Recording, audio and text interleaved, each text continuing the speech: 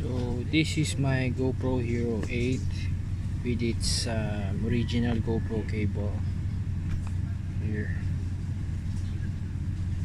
I'm using a MacBook Pro and I will try to charge it via computer. Here's the battery inside, the SD inside,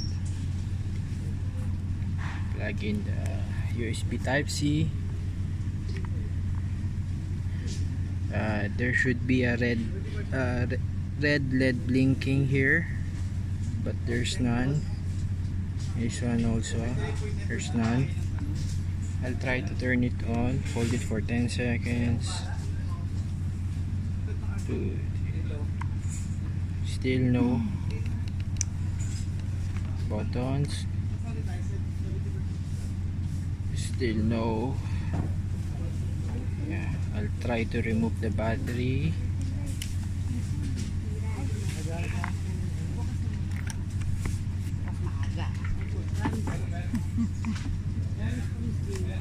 It should turn on, but there's still no power.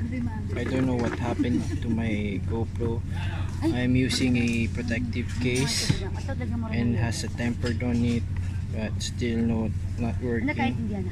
There's no sign of water inside,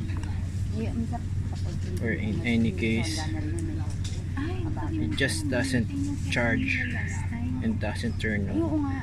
Thank you for helping, and I hope we can resolve this problem. Thank you.